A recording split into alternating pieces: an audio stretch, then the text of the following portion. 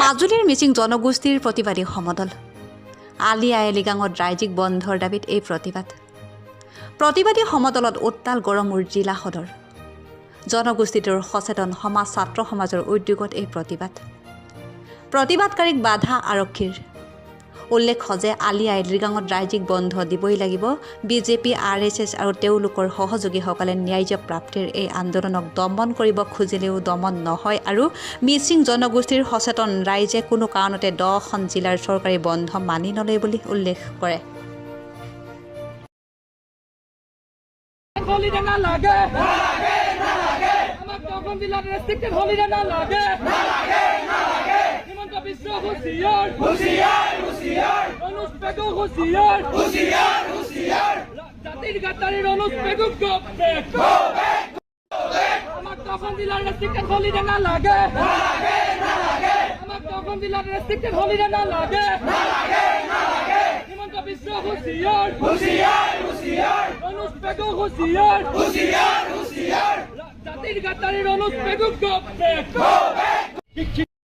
ৰাজনীতি কৰি ৰনোজ ভুৱন আজি বিক্ৰী হৈ গ'ল বিজেপি চৰকাৰৰ হাতত। তেওঁলোকে জাতিটোৰ কথা সকলো পাহৰি গুচি গ'ল।